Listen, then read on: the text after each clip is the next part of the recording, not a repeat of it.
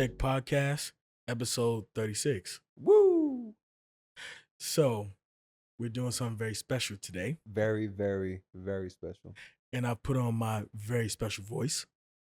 Very special sunglasses, too. Very special sunglasses, You know it's too. special because I got sunglasses on. Yes. I bought my first pair of shades. Now what I mean? Yes. We also have our producer on the couch here. AKA Lighthouse. AKA Lighthouse. Follow him on Instagram. Yes. Produces music and all that. Bright and shining Lighthouse. If you can't tell, he stands about 6'5". No, he's like 6'8". He's like LeBron. He is a lighthouse. But Double entendre. Don't even ask me how. moving on, we're gonna do something very different. We've done it before, but we're gonna interview one of our cast members. We're gonna Who's interview Mr. Perri Dash. Woo! Hey, everyone. Out there in TV land. Yes. So for those Radio guys, land, everything, yeah. yes. For In those the metaverse. in the Yeah, metaverse. sure. For those guys that are listening, I want to introduce ourselves. Oh, Can can I do what you did when you led Rafa's episode? please. If you're tuning into us sonically Yeah. or you're tuning into us visually, my name is Ben, I'm Rashawn. And I'm Perry. and we make up Rich Check Podcast. Woo! There it goes. There you go. We're having a lot of fun with this episode. Yeah, there was some White Claws passed around. Couple White Claws and High Noons. So if you guys are listening, sponsor the pod. Cut the check. Shout out to Swatch. Shout out to Swatch. Yo, Swatch. We plugging you crazy this episode. Shock. Swatch and G-Shock. Hey, Swatch and G-Shock. We also Casio. got 1, 2, 3, 5 Watchanista magazines on the table. Wow, shout out to Watchanista. Shout out to Watchanista. Shout out to This is JJ. a very expensive Shout out to episode. Vince. Super expensive. Yes. Yes. I'm very interested in seeing where this goes tonight. I gotta be honest. This might be Rich Check's longest episode. Okay. Wait, this might be Rich Check's first retake. Nah. Single cut. Single You get cut. what you Single get. cut. For those out there that are wondering, we are one take Jakes. Yes, So we are one take. there's no There's cut, no cuts, pasting. no edits, no nothing. Yes. The camera goes on, we hit record, And we film what through you and get through. is what it is. Yes, yes. It's been such a pleasure to be able to do this, to be able to enjoy this moment and have fun and kind of relish in it, you know. We haven't done an episode with just us three in It's a been while. a little bit Yeah. since last season. Mhm. Yeah. So season finale. Let's do more next season. We got some we- things Definitely. planned. we extended the season. Yeah, this season is a little bit longer. It's like an episode longer though. It's not that crazy. well, technically like 2. Yeah, 'Cause we two. did, Frank, and then we did Edward. Moser. We did Edward Yeah, and Moser. Edward Malin. Yes. Shout So out to Moser. before we move on, of course, we have to do our honorary wrist check. Respect. We got some crazy shit on this. Rich Yes, Check. we got some heaters, we got some bangers. I think everyone's wearing a new watch today. Yes, Woo! yes, everyone is wearing a new watch. Ben, you want to kick it off? No, you can kick it off though. Okay, So- Mr. Never Repeats a Watch. so I don't repeat watches. Is Not, it so- and not quote unquote not intentionally. Yeah. Not intentionally do I repeat watches. So the last time we talked, maybe this was a couple episodes back, but I remember you talking about you committed to a precious metal watch. Yes, Is You this also it? have a watch coming in from Germany. yes. This Which one isn't the is watch this? from Germany. So the watch that came in from Germany, I've already shared. It was the Nike. It The was Nike it was a watch. Nike watch. So the thing is Oh, this. okay. So hold on. For the guys and gals that are listening, we have so much backed up content. We work so hard for you guys that we are speaking. Patreon soon launching. Yes, we are speaking the future in about the present. past. Wait. We're speaking in the future We're in about the future the past, talking about We're the past. speaking. Yeah. Yes, which will be your present. yes. In a couple of weeks. Yes. It's not that far ahead. It's not that far ahead, but it's just Just a couple of weeks. Listen, if you're watching, listen, Hold on, my head is wait. doing this. It's spinning. By real time standards, it'll be tomorrow. Yes. This is the Talk longest about- wrist check we've ever done. in the Talk history of the about show, by the fucking up some way. heads right now. Yes, but we're having so much fun. It's Yeah. it's It don't even amazing. matter. I think this is an episode where we should have fun because It's all about Perri. it's all about Perri. Appreciate that. You know, I will say Perri is our fearless leader. I have a great deal of respect for him. He's been able to lead Wrist Check Pod into such a great direction. Of course, we all play a pivotal part. Absolutely. Me talking about the metaverse. Yeah. And you know, Ben with never his do that. his fact checking. I think it's very important that you know, we kind of give each other our flowers and understand that Wrist Check Pod wouldn't be where it is and people wouldn't enjoy it for what it is if we didn't have the relationship that we have. And we're gonna dive into that a bit because that is very, very special to me. Very, very, very special. I think I shared it a little bit when you guys interviewed me, just, you know, how much you guys mean to me and, you know, what I would do for you guys and, you know, where we've been and where we're going. I think is very, very special. Sure. All right, so what the fuck are you wearing finally? Yeah. What's on the wrist tonight? So, I am wearing a precious metal Rolex. Woo! And it's not the Turnograph. Yes, it's not a Turnograph. Baby's got a new Rolex. Baby got a new Rolex. I am wearing a early I hope Cassio's 2000s. paying for this somehow, somewhere. I'm wearing the early 2000s Rolex Cellini. Respect. This is Danos. Mm. The coolest thing about this piece is it's manual wound, Mhm. which is something that Rolex, you know, back in that time probably would have not wanted to do, but they explored to do it. There's no seconds hand. It's also white gold, so it's not steel, Well, it's white gold and It has a rose, Rose gold, gold. bezel. and it has a rose gold bezel. White gold Clasp. locking clasp on a black leather calfskin strap. Factory, Rolex, everything. Factory Rolex, everything so this watch is from 2001. from about So it 2000. just makes Vintage. It just makes vintage It's vintage by a year. by Yes. 1 year. So for those that don't know, I think 20 years is vintage, 100 is antique. 10 years is retro, Mm-hmm. Mhm. and then 100 is antique. Yep. Yes. Anything in between 10 and 20 falls into a neo Vintage. vintage category. Neo vintage. So this is Yes. neo vintage. Yes. No, this has been proper vintage. It's been- Yeah, 20 years. by It's a been year. over 20 years now. Yes. It's 21 years. So properly vintage. It's in mint condition. Mint condition. It still original has the strap. case back sticker on. Yes. So still has the case back sticker on it. You guys will Um, see that in the B-roll.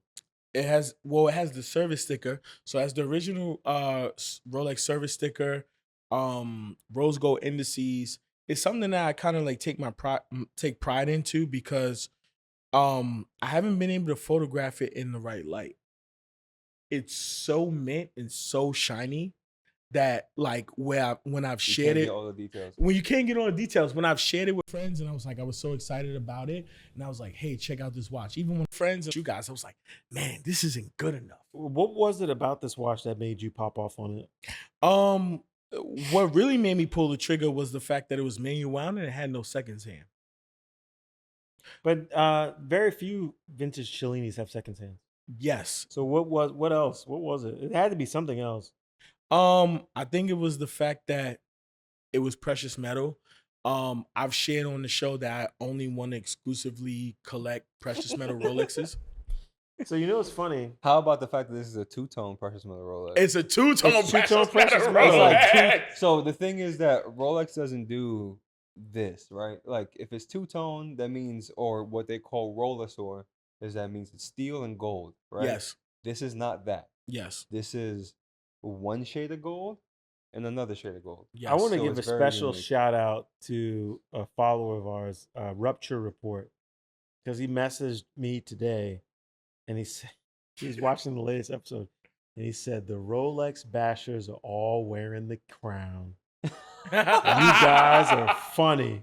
Well, I said it in the episode though. I don't think it was in the last episode that aired, but I said it. I said the people who criticize Rolex the most are the ones who also love them. Yes.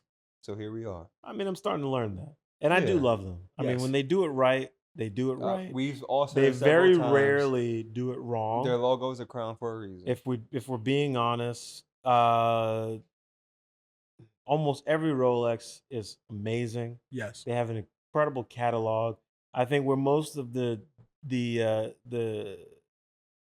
feelings, the passions, and the distaste comes from is because they do something we don't like.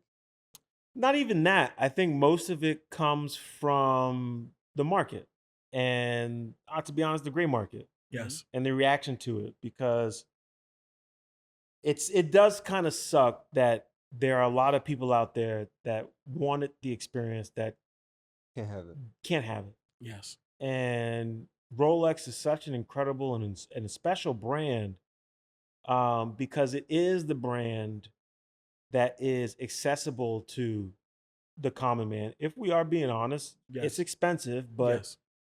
To if compare when to you their talk about competition, exactly, when you compare the competition and where brands are placed with respect to what retail prices cost, a lot of people can save up to purchase a Rolex at retail. Mhm.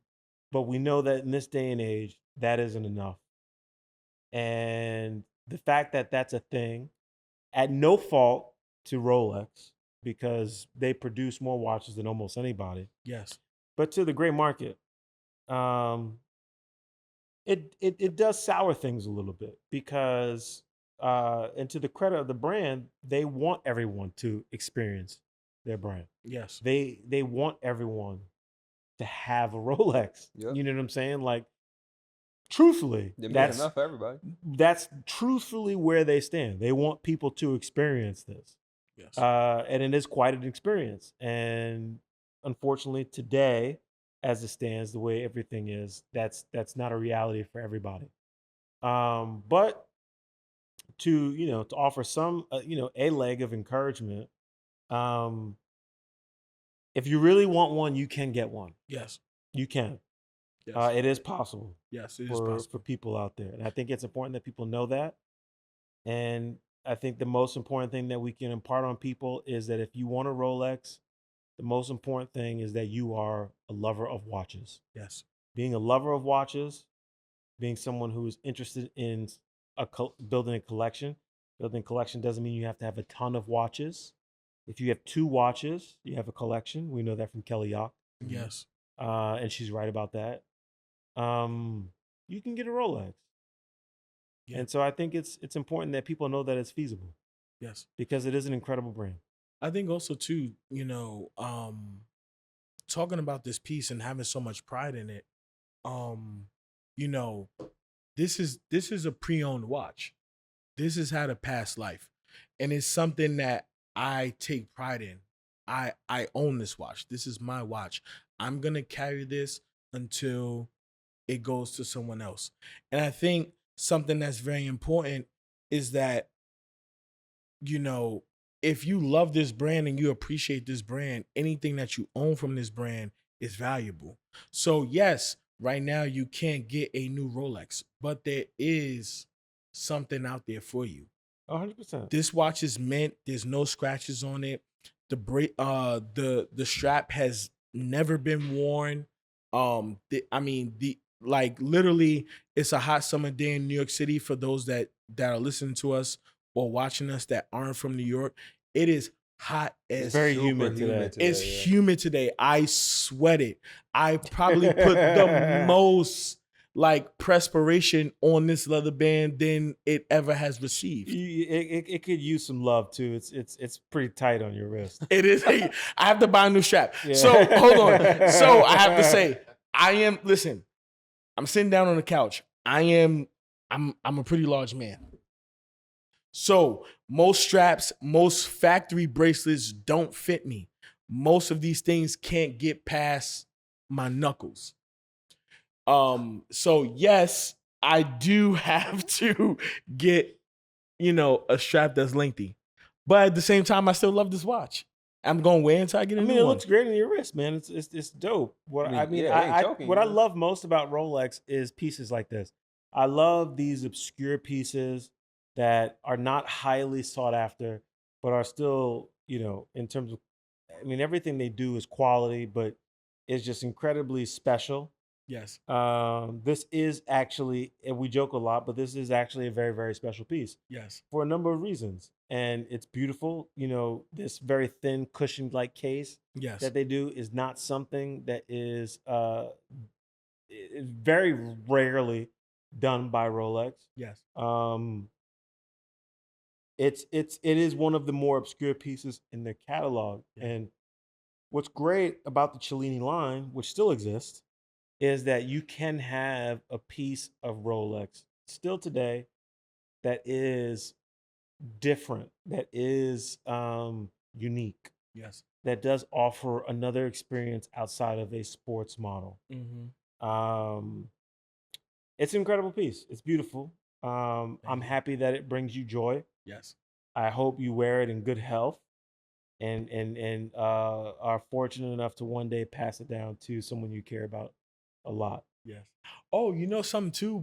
When I shared in the chat also too, because I was like, there was a chef on on Hodinky that was sharing his Emeril his Lagasse. time- Emeril Lagasse. No, but I didn't think about it till because it just was brought to my attention. It was like, oh, it was a chef, but I didn't know it was Emeril Lagasse until you said it, and I was like, Emeril's oh, a legend. no, yes, he's a legend, but it didn't click because I just had seen the Yeah. kind of like the highlights and whatever, and I didn't think about it until then. So like when I purchased the timepiece, someone was like, "Oh, you got it at the right time," because Emerald just posted that he owns Cellini Danos. I think he compared this one too because they had a game where they were talking about food and watches, and this one was with the caviar. I got some expensive taste. Yeah, we know. Man's got literally Louis Vuitton millionaires on. Yes. Crazy. You see, Well, listen, congratulations on the new timepiece. Yeah, this is the longest fucking wrist check ever. I'm sorry I have to do this, but this is going to be a first in Wrist Check Pod history. What? I got to use the bathroom. So we're going to pause and we're going to come right back. So we'll see you in a second. I'm going to do my wrist check and you're going to go to the bathroom. And by the time we get back. We can do that too. Yeah, we're going to keep it rolling. We're not taking no cuts. It's so fine. No cuts, no edits, no nothing. Just go to the bathroom. All right, you heard him. We're going to leave all this shit in the video. If our producer okays it, it's okay. Do you okay it? Just give a thumbs up. All right, we good. So, for my wrist check, before I unveil what I'm wearing, I have Rashawn had an NWA new watch alert. Yes. I have 2 new watch alerts. Wow. But before I get into that, I want to pass around my OP41.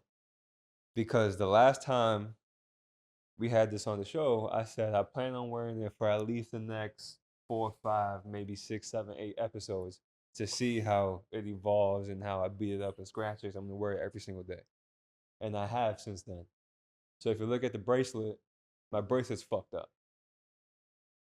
Thank you to Complecto and Oris for getting me very drunk one night. And then I go to work the next day and I'm like, damn, what the hell happened to my watch? Wow. So my bracelet's all scratched up. My bezel's safe, but my bracelet and my clasp definitely ate shit that night.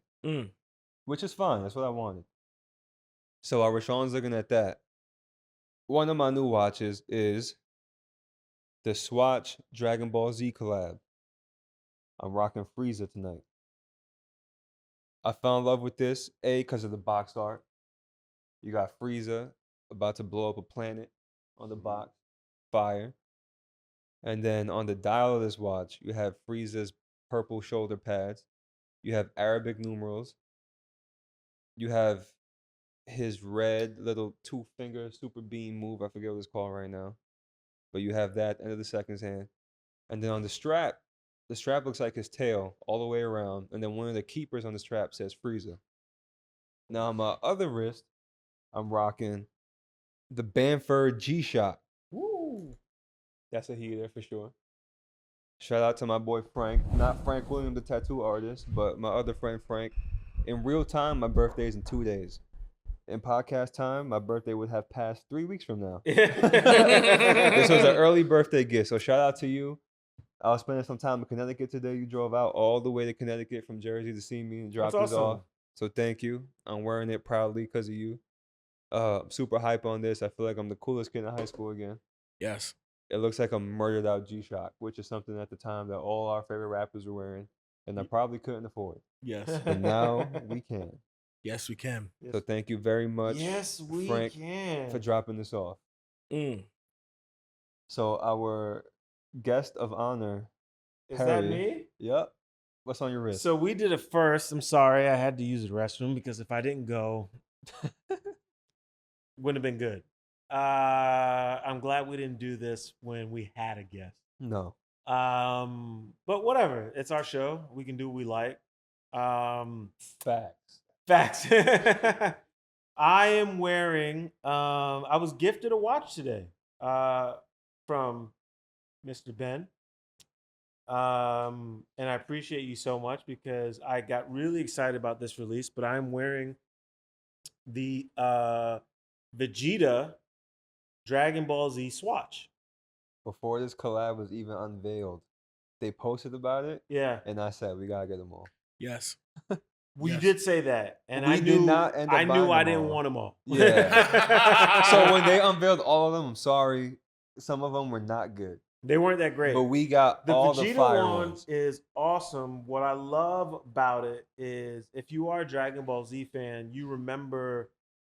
I remember Dragon Ball Z coming on Channel 11 in New York Yes. City, Yes. WPIX, Yep. Yes. also known at that time as Warner Brothers. Yep. And I remember watching it on Saturday mornings, and then I remember moving to Sunday mornings. But they would, you would often get the range of episodes from when Goku fought Vegeta to when he fought Frieza, and that was kind of all you got Yeah. for like 2 years. Yep. They until would the rerun show- that whole series. Yeah, I remember it started changing. So I'm a little bit younger than you guys. It's not a secret.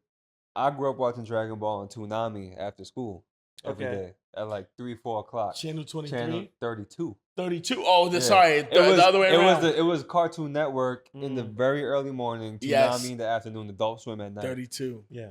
That's how I grew up watching Dragon Ball Z. Yeah. And you're right. For literally 2 years, it was the same shit. It was the same. It was thing. Goku and Vegeta Then beefing. finally they got to Cell, and they Finally, ran Cell for 12 yeah. months. And shout out to Cell, because our producer, our other producer, who shall he remain nameless? Preach. Preach! He's Shout out to actually Preach. rocking his Swatch Dragon Ball Z Cell right now. There we go. Shit's We'll hot. get a wrist roll. We'll get a we gotta wrist get a roll. wrist Yeah, roll. we'll get a wrist roll. Everybody too.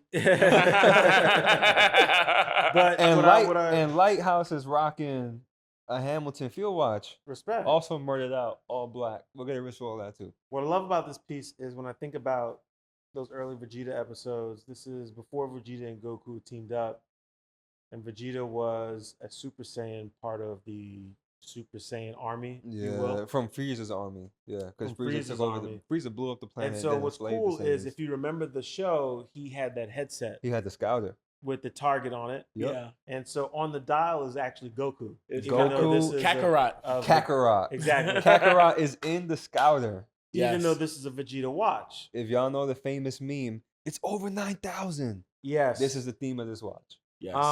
And I thought this one was really cool. So I love this one, and I love Frieza, and I thought they were the best ones. I think this is an incredible release for Swatch to follow up Moon Swatch. Obviously not as popular, but that's okay. Mhm. Still incredibly popular. Still something for people who are A, passionate about watches, and B, that are in love with the Dragon Ball Z franchise. Mhm. And this was a gift from Ben. I'm incredibly appreciative. It's not every day someone gifts you a watch. Yes. Fact. Thank you. I'll wear it in good health. Yes. and I'm already enjoying it. I got a trip coming up soon. I got to go to Florida. I'm gonna take one of these with me. I haven't decided yet. It's probably gonna be the freezer, but it could be this one too. This one looks great, I think, with like denim on denim, which is Yeah, my let's go with vibe. your outfit right now. Yeah, so I'm into it, man. We'll see, but very much enjoying this piece. Thank you. Yes. So wrapping up the longest wrist check in wrist check podcast history. Yes. Rashawn will continue the show. Well, before I go into continuing the show, I This have is this- about we're about 22 minutes in. Yes, just so you know.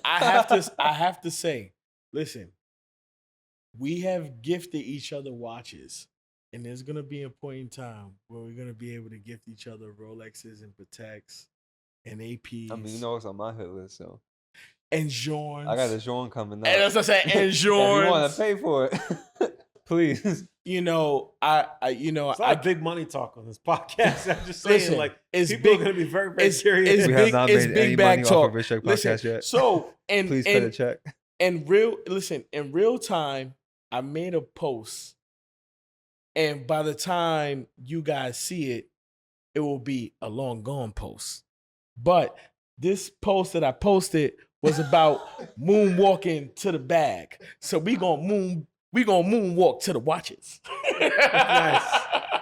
All right. Yes. So, All right, Okay. next. moving okay. along. Moving along. moving along. We got to I'm- keep this thing going. Yes. Where we at? You guys I'm are gonna- interviewing me tonight. Yes. I'm very curious to see where this goes. Well, so first off, I am playing QB tonight. Take it. It's all yours. And you know, I'm going for the bomb.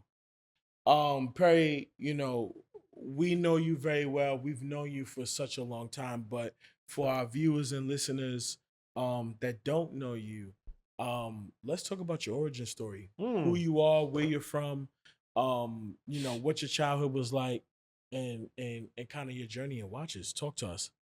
I am originally from the Bronx, New York, and I'm a very, very proud Bronxite. I know the Bronx gets a lot of flack today, but I grew up in the North Bronx. I spent time in the South Bronx, but I grew up in the North Bronx, and it's always very interesting to see the take that people have on the Bronx today for me, because my experience growing up in the Bronx was I had an amazing childhood. Mm-hmm.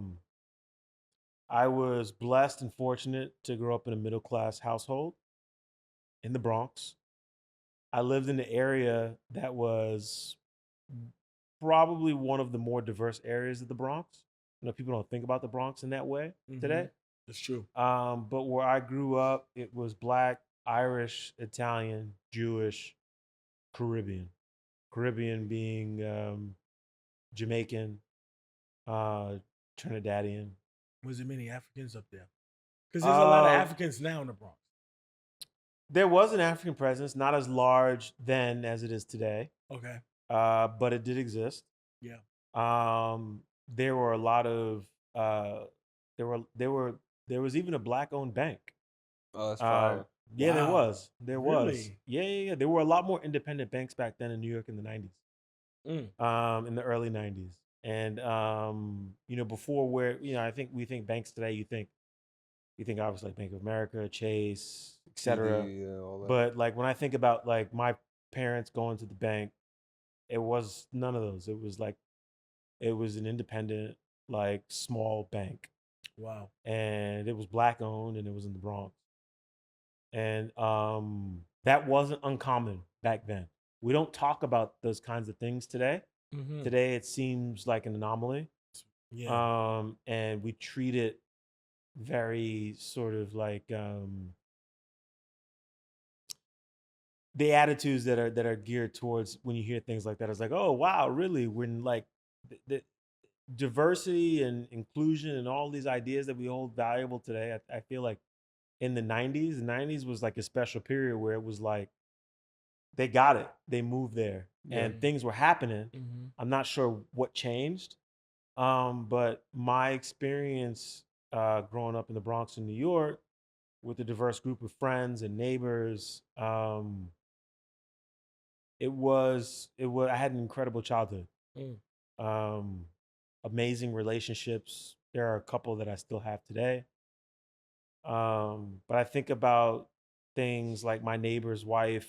We had this neighbor Joe, old, older Italian guy. I haven't seen him in years. He was old when I was really young. Probably no longer with us.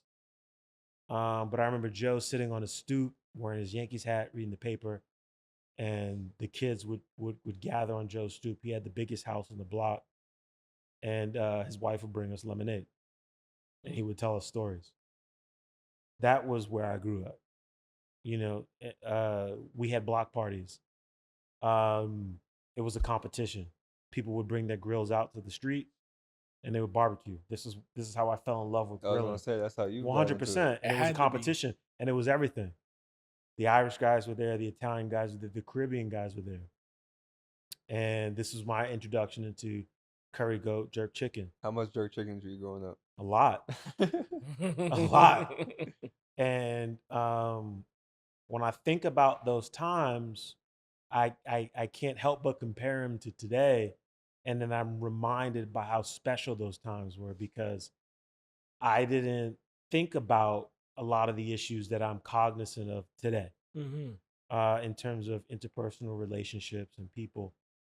Um, I was very fortunate and blessed that I didn't have to think about those things. Mhm. I lived amongst people who realized that we were neighbors and that we owed it to one another to get along, Mhm. to figure out a way to get along, To protect each other. to protect and to value each other and to respect each other. Mhm. And we had that in the Bronx. And for that reason alone, I think a lot of people, if you grew up in the Bronx in the 90s or pre 90s, I think a lot of people would agree with me. The Bronx is an incredibly special place. Ralph Lauren means a great deal to me because he is from the Bronx. And when I think about Ralph Lauren, I think about another Bronx boy that made it big and Mhm. applied himself. Um, and so the Bronx is incredibly special to me. I still love it. I don't visit as often as I should, but means a great deal to me. And so that's where I grew up. My family still lives there. We have our roots there. My great grandfather owned a property on Bronxwood. We lost him in, I want to say 2015. So it was some time ago. He made it to 100 years old. Wow. Wow. Man was from Barbados. He was Wow. born Bayesian. in 1914. Mm. Lived in the Bronx his entire life. Mm. The property in the Bronx still belongs to the family. Um, in terms of my roots, I mean, I'll share. My family has an extensive history in the music industry. My cousin, I have a number of relatives that are very successful, or that have had success. Stacy Dash is a relative of mine, though probably unpopular these days. I have Damon Dash, who discovered Jay Z, co-founded Rockefeller Records, is a relative of mine whom I worked for some time, Mhm. and I learned a great deal from him. And I think it's important that I share some of what I learned from him because I learned a lot from Damon. Damon he doesn't get a fair rap. Um, People are very critical of him. He doesn't care, which is what I love. He He doesn't does not care. Yeah. care. He He does doesn't. not care at This man all. does not care what anyone thinks about him, and that was Nope. one of the greatest lessons I took from him because Damon is the benchmark and the measurement for his own success. He has taken it into his own hands and defined for himself what success is. Success for Damon, as I see it, is being self sufficient, self reliant. He's never had a job. Mhm. He's always worked for himself, and he's always been able to provide for himself and his family. And I think there's a lot to be said for that, especially if you're doing it your way. Mhm. And so I am indebted to him because that's a lesson I learned from him that took me a while to really grasp. Mhm. Um, but I got it, and I'm incredibly appreciative. Um, and then there are other people who are incredibly successful. My dad had been incredibly successful, but I won't share a bunch of details, but he did have a company that was traded on New York Public Stock Exchange. I was wondering if you were gonna share that. It's probably gonna raise a lot of eyebrows when people hear that, but it's true. Yes. It is true, and I love my dad. I am he's incredibly proud of me, in just the way that I carry myself and what I do, and a lot of that is owed to him. Um, I've developed my perspective on the world and the way that I view myself and carry myself through my family, and so family is incredibly important. You guys know me Yes.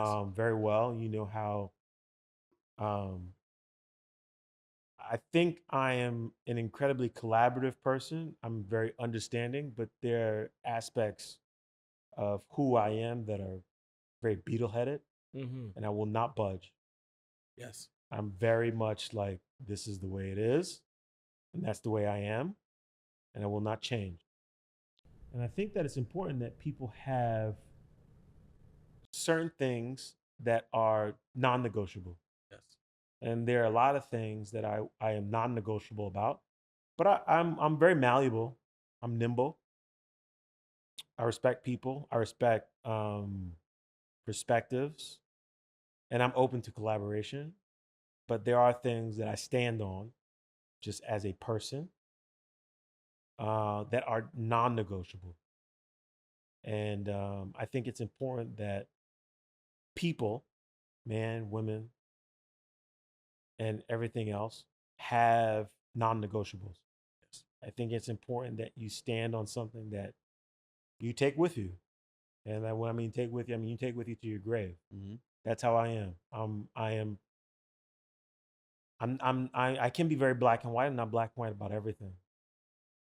Maybe I'm going a little too much into that. But that's sort of my perspective and my philosophy Yes. on the world. I Yes. value people. I'm a people person. I'm people oriented. Yeah. I care about people. I invest in people. Yes. Um, I want everyone who comes into contact with me to leave richer Yes. in spirit, mind, whatever. Yes. Take something from me, because I'm going to take something from you. Yes. Of course. Go ahead, please. No, what I was gonna say, and the craziest thing is, because we're so much in sync, it's almost like you're doing my job for me. Like I'm not even doing the interview, and you're just like doing the interview yourself. And it's so funny when you run quarterback, and it's just so seamless. Outside of like when I've written episodes and things like that, but usually when like Perry's like he has the keys and he's like driving the car, it's just so seamless. But I let you drive. Yes, no, but that's what I'm I saying. encourage you. No, of course. But what I'm saying in retrospect is like, piggybacking on what you're saying, just the power of relationships from what you share is very, very important. Um, the power of relationships, family, respect, power in itself is something that is derivative in who you are, and knowing you for as long as you have and us knowing each other for as long as we have, that's something that is still implemented throughout our journey. I try to infect everybody with a little bit of myself, Yes. because I know I'm going to take a little bit of everybody I encounter. Yes. So what I really want to get at is, what is your meaning for the power of relationships? Because Damon Dash is your cousin, and you shared that, and something that was highlighted when you were featured on Hodinky, and this is how we're jumping the gun. You were featured on Hodinky, and someone commented the fact that you didn't mention your family, and I remember asking you one time, I think I was talking to you about your family, and you said no one carries this name unless they are like a dash. Like we know we can account for every single dash. We really can. Yeah. If your last name is Dash, you are a member of the Dash family. And the craziest thing was, you know, when you were featuring Hodinky, you never mentioned, Stacy, you never mentioned Damon, you never mentioned just how long the lineage goes. And I've even laughed and joked with you about interviews that Damon has done just about the family. Yeah. And that's a thing, like the family. Family is real. Family is real. Wow. How important is that to you? Because you work closely with Pharrell as well. Mhm. And it was outside of your last name being Dash. So tell us a little bit about that. So I did work for Pharrell for a few years. That's where me and Ashraf met each other and we became friends. Ashraf used to work for Pharrell at Star Trek. And Pharrell actually gave He gave him his Ashraf name, his Lighthouse. nickname, So Lighthouse. Ashraf's nickname is Lighthouse, and Pharrell named him. Yes. Pharrell is a special guy who keeps special people around him. One of those people whom I've been fortunate enough to reconnect with recently is Rob Walker. Rob Walker discovered Pharrell. He was Pharrell's manager for a very long time. But I think during that period when Pharrell was like really hot, you're talking about like the early 2000s, mid 2000s, like 2005 on. I mean, if to be in his uh, solar system was special. Yes. And so for me to be afforded the opportunity to work for him, to learn retail business and in managing his wholesale business was an incredible opportunity. Pharrell is very family oriented. He's got two brothers. His dad is an incredible person. I've never met his mother. One of the earliest memories I have about his father is his dad used to make this sauce. I've heard this story. He called it the no-no sauce because it was very bad for you. Yes. But we put it on. He sent us a bottle. We put on everything we could possibly think of to put on to eat. Was it And spicy? No, it was like a sweet and savory kind of thing. Yeah. But it was delicious. And but working for Pharrell was an amazing experience. I learned a lot. I met some incredible people. I did that outside of my family. Um, I spent a couple of years working for Damon, and I learned a lot. Damon, I think, for me, ignited an entrepreneurial spirit, um, and still does. I mean, I still look up to him. There are things that I still take from him as inspiration in terms of um, you know a person really being in themselves and understanding who they are and being comfortable with who they are Yes. and defining who they are in their own terms. Yes. And I think that's an incredible lesson that anybody can take away from Damon Dash is defining who you are in your own terms. Because I mean, I've had, it's no secret like what happened with like all of his stuff and everything. And, Jay's had incredible success, and kudos to Jay, and who's an incredible person, by the way. Yes. Who I have been fortunate to be a beneficiary of on projects that I've worked for in spite of his relationship with Damon. Yes. And I think that's important that we know that Jay is not a hater. He is a supporter, and that's the role that he takes in the culture. But they went through whatever it is that they went through. But what I learned from Damon is that a person has got to define their own success. Mm-hmm. And you cannot live your life through the eyes of others. Yes. You have to be honest with who you are and what you want and define what success looks like to you. And, I've had people come through and they'll compare the two and they'll say, but he's this and he's that. And it's just like, you know what? At the end of the day, here's a man who said, I never want to work for someone else. And he never has. It's true. And that is what it is. Yes. That is success. Yes. And that's worth its weight in gold, I think. Yeah.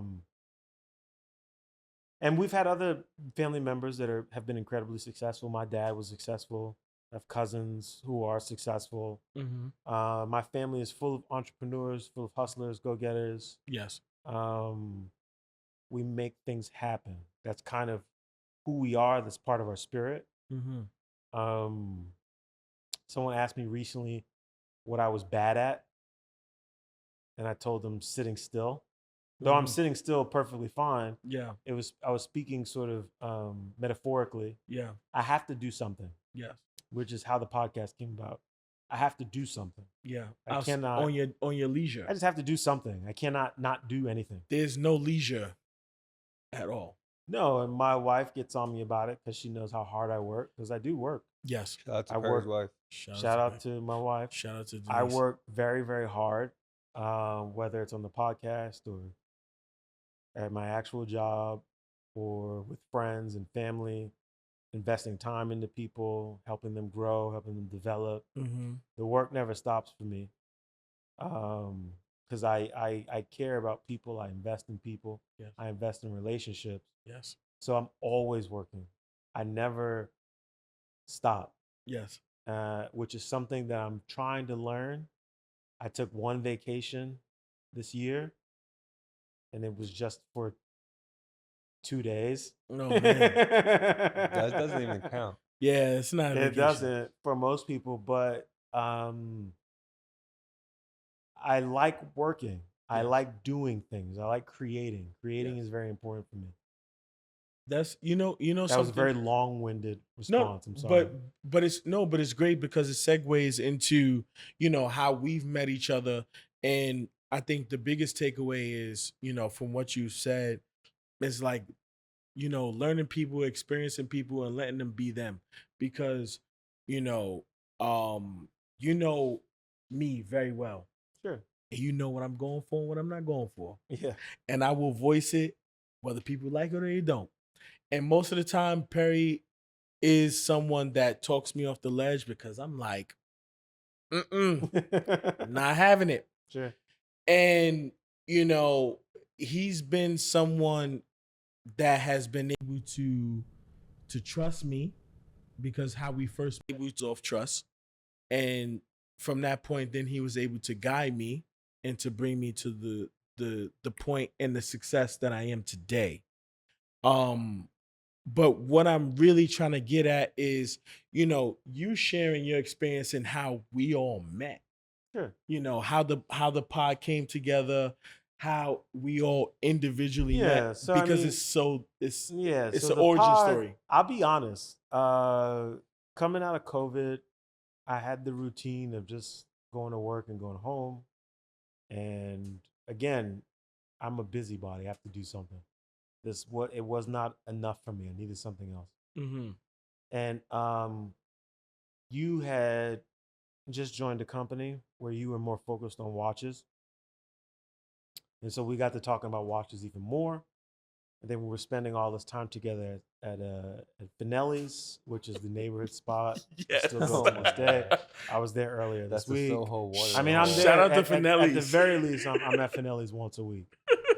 And we were talking about watches, and I was also simultaneously at this time I was consuming a lot of watch content, and I was consuming watch content and watching all the players whom we know on like YouTube, and I was just like, there's got to be something else. There's got to be more, and it was just it wasn't checking the boxes that I wanted to check. It wasn't enough for me, Mm-hmm. and so I said, well, what if there was something like this? And I think I first brought it up to my wife, and she didn't necessarily understand it, but she's always been incredibly supportive because she believes in me. I think part of the reason that she believes in me is because she's seen like anytime like I do something, like it works. Mm-hmm. And that's just because of the effort I apply. It's not because I'm special, but I work really hard. And which again is a lesson I learned from Damon. He used to tell me the person that works the hardest wins. So she was like, go for it. And then I brought it to your attention and Ben's attention, and we linked up with Preach. And Ashraf came into the fold, and Ashraf, we decided we were going to shoot an episode and do it, and we did. And The rest is 36 episodes later, here we are. Here we are. Not only did we decide to shoot one episode, we shot 2 back to back. We did. So when we first started Rich Tech Podcast, and we tell people this, I don't know if we've ever expressed this on the show, but when we first started, I want to say maybe at least the first like 12 episodes, we would shoot 2 episodes in one evening. Yeah. We would bring a change of clothes, and we would shoot one. We were so efficient. Yes. We're not as efficient today. Well, no, I wouldn't say that because We're we're more efficient. more efficient We because are, but in a different way. Yes. We have moved into a space where we can do things in a different way, and that's been nice. Yeah. But when we first started, we understood the assignment. We understood that that consistency was key, and so the goal and the assignment was shoot as many episodes as you can to stay on top of the ball. And we would shoot 2 episodes in one sitting. Yes. And we would bring a change of clothes so that you guys all thought that this was next week, and it wasn't. It was this. So there's a little movie magic for you. Yes. Now we're at the point where we're shooting episodes in advance. Yes. And so I think with this episode, we might be 4 weeks in advance. Yeah, exactly. So you're probably going to see this 4 weeks from when we actually shot it. Yes. We work very hard, very, very diligently. We have. But the reason why is what's happened is that the level of consistency that we've achieved has fostered relationships that we've achieved with ample opportunity to create more content. Yes. Which I knew would happen. And we're giving the game, but we love you guys. This isn't, I mean, you can give the game away, so people have to apply it. And that's why I'm never afraid to actually share information. And that's all I do is share information. If people come to me and they ask questions, I give them information. Because my thing is, and I've said this to people before, I have never met a soul that will outwork me. Period. Yes. You will not outwork me. Yes. Nobody. I will work harder than everybody. No one will outwork me. Yes. When you sleep, I'm working. That is true. I'm never not working. That is true. I'm only not working when I'm asleep. For a father, and I don't sleep very much. for a father, a husband, a hardworking man, manages an Instagram account, manages a visual account and an audio account. This man works very hard. In addition to the other businesses that I manage. Yes. Those businesses, which we won't get into. Yes.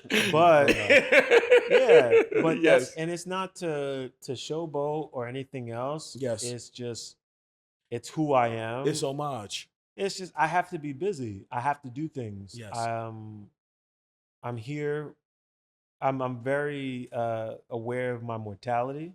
Yes. That's ever present. That's part of who I am. And I not only want to leave a mark, I want to help people. It's very important to me. Yes. And I've helped a lot of people. Yes. I also think it's important that I share that. I've actually made careers. I've made careers in the art world. I've made careers in music. And now we're making careers in watches. Yes. But there are a lot of people that are incredibly successful because of me.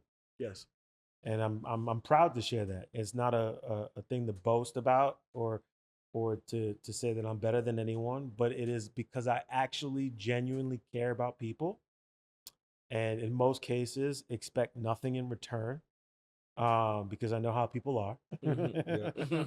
I want to see people succeed. And nothing pleases me more than to see someone live out their dreams. Yes. It's so funny because, we are very like-minded. Most of the time when me and even like, because you're always busy. So if we aren't filming or we probably aren't meeting for lunch, we aren't hanging out. Me and Ben have a little bit more free time. And when me and Ben hang out, we're doing recon. We're doing recon. We're going to watch shops. We're having conversations. We're meeting with people. We're filming, we're taking photos, we're doing videos, we're doing reels, we're doing content, we're doing the things that, most people don't think of. Um, you know, One of the things that is so valuable in what we bring to the table is the common interest. Yeah. It's not work. It's not work in what we do. And This part is not work. this part is The not work. recording, the conversations. This isn't work. This isn't work. This is the best part of it. It is. Work is promoting it. Yeah. Posting. Posting, editing, hosting. yes. Like there's a lot of work that comes with it. This Yes. is the best part of it, but this is what's also kept it going. Exactly.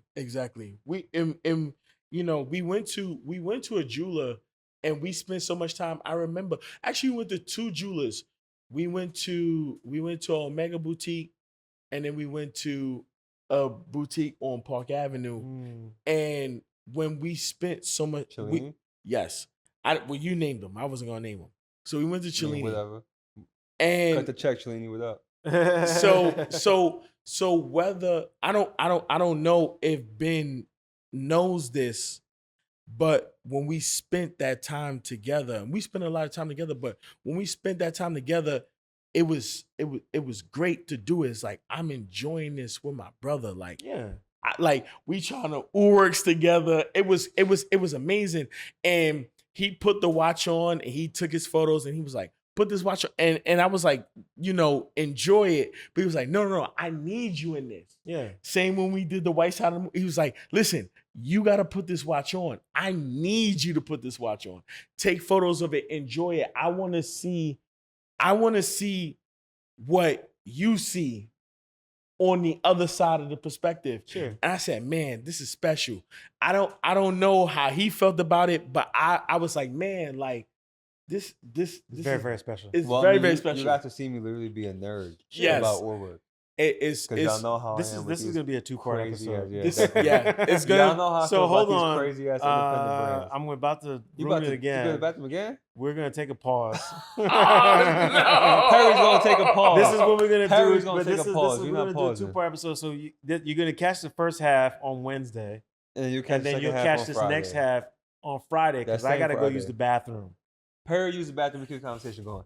Anyway, we were in Cellini, and I had the woodwork on. For anyone listening, it was that not the newest woodwork, because by the time we listen to this, that new purple woodwork 101 came out. This was not that. This was, however, the gold woodwork, the Miami edition on the white strap. Yes. And I was a big nerd, because y'all know that's my favorite kind of stuff. And the whole time I had the watch on, the whole time we were there, Rashawn's just staring at me like, I don't know what the fuck this man is talking about. Mm-hmm. Like, his face was so blank, he was like, I don't know what's happening here. And then 20 minutes goes by, and I'm like, here, put it on. And then he put it on, and then he understood. Yeah. Yeah. It gave him the same feeling, but he viewed it in a different light. Yeah. It was something that that I value. It was something that I value because we have a common interest.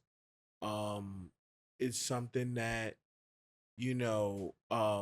most people it's very seldom that you find someone that enjoys things as much as you do. And I've had conversations with a lot of close friends who just don't get it. And accepting that and understanding where they are in space is important.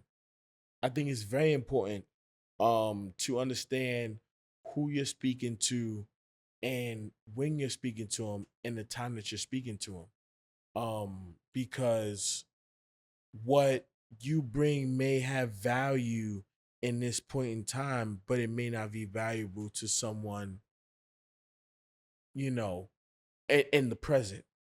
And Perri is someone that has been able. I'm the first guest. Perry's back on the couch. That left. And you're a host. And came back and is a host. Let me say something. So, disclaimer: I've held my urine when I've had to go when we film. Yeah, but Perry's okay. getting older. I'm not able to hold it like I used to. So Sorry, I have a question folks. for Perry. Yes. Yeah, when are we gonna talk about some watches? Yes. What's happening? So in Shoot. your Hodinky article, Yes. you did a 4+1 with Nora. Shout out to Nora. Shout out- The article. Shout out to You Nora. did a 4+1. You had 4 watches. Your +1 was a Sun Ra poster. Yes. We know you have a background in art. We know you love and appreciate art. I feel like in the last year or so that we've gotten closer, I've also learned to appreciate my own kind of art because I like posters, same as you, Mhm. but you can also appreciate, you know, paintings. I'm not into paintings yet. I haven't gotten there. I like more Yeah. contemporary things. That's why me and Reggie got along so well because all of Yeah. his Shout out to artwork. Reggie. Shout out to I actually Reggie. own a piece of his. I went to Reggie's first show. Reggie's a very successful painter these days. Sold out shows in London, In London, all over all Europe. several countries. I every own state one of in his North first America. pieces. I have an illustration So that he did. I got along with Reggie very well because all of his stuff is super contemporary. Yeah. Like his latest stuff that he's been doing is old military canvas that he'll stretch out and paint over it, and whatever happens, happens. Yep. And he's been doing stuff with rubber, Yes. which takes a life of his own. Yeah. And that intrigues me so much because he told me he'll work on a painting for a month, right? And then when he thinks it's done, he won't touch it. And a week later, because it's rubber stretched out on this metal frame that he builds himself, Yeah. the rubber takes a life of its own. It starts to stretch, hang, and that alters the paint that he uses on it. Yeah. So that intrigued me. So I want to know, where's your connection with picking those 4 watches and then the Sun Ra poster? Was it the quality of the work? Did something about the painting integrate into your collecting? What was it exactly? It was all it's funny because I'm not known to be an emotional guy. We'll agree to that. Yeah, I think most people know me for being incredibly calm and centered, but I am emotional. I have emotional responses to things that I love. I have emotional responses to beauty, and beauty comes to me in a variety of ways. Beauty can come in aesthetics. Beauty can come in story. Beauty can come in history. And so it's all of those things. And beauty can come in a sentimental aspect. I think a life worth lived is a life full of experiences. And all of the watches that I shared, I had an experience with. Even the piece, the Sun Ra piece. How I discovered Sun Ra was an experience. I discovered Sun Ra at BAM in Brooklyn, where I went to see a film of his. I think the first film I went to see was A Joyful Noise. So Sun Ra's a filmmaker. Yeah, he has films. Well, he's a multidisciplinary artist. He's a for jazz. some He's a instruments. musician. Okay. Mainly, he's a musician. He's a very interesting musician in that he has where me and I love his music. I love his aesthetic. But what I love most about Sun Ra was his ability and confidence to create a mythology about himself. And he took charge of who he was, and he defined himself in his own terms. And that's where my connection with Sun Ra is. It's the same attitude. I will define myself. And I'm not bound by anyone's rules or limitations, only by the ones that I create.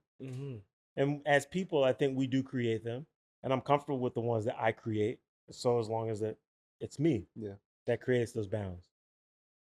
And that's where I fell in love with Sun Ra in his artistry and his music, which is all tied together. And that's how I collect.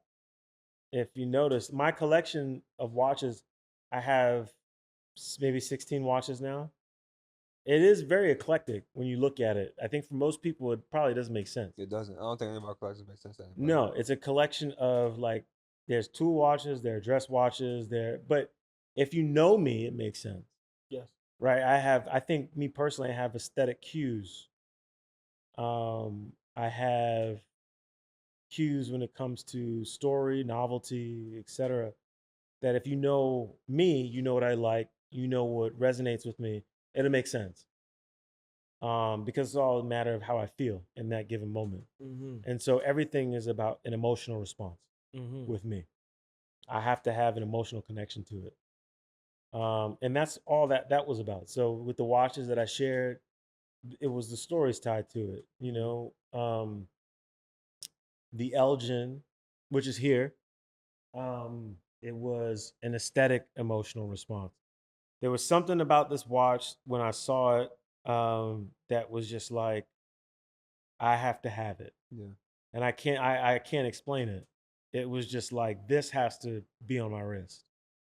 Well, that was like the first serious vintage watch you got, correct? I purchased vintage watches before this, but none like this. Yeah. Mm-hmm. The vintage watches I had purchased, I purchased a vintage Seamaster because I loved Omega and I wanted a vintage Seamaster. Mm-hmm. So I found one at a good price and I was like, great. Cool. That's what I want. You got a Tudor book after that. The Tudor was intentional, right? So they both were intentional. I was after a vintage Seamaster. I found one. Great. The Tudor, I wanted a big rose Tudor. Yeah. I was like, I have to have this. I understood it. I could place it. This is special. This needs to grace my collection. The fact that people didn't value them as much as I thought they should be was a no-brainer to me. It still is. If there are big rose Tudors out there selling for sub $5,000, which 99.9% of them are, you They're should selling for buy like it. sub It's $3,000. crazy because Yes. they will all be, even if you're young, if you have kids, That's your a 100-year-old kids watch. will live to see it be a centennial piece. Yeah. Yes. You need one. Yeah. It makes Yes. no sense to me that this watch is selling for the price that it is. That means it's undervalued. Yes. It's crazy Crazy. because there's such historical significance behind it. At this point, it's ephemera. Yeah. In terms of what you should be collecting, that's a watch that should be in someone's collection, whether Yeah. you're a Rolex collector or a Tudor collector.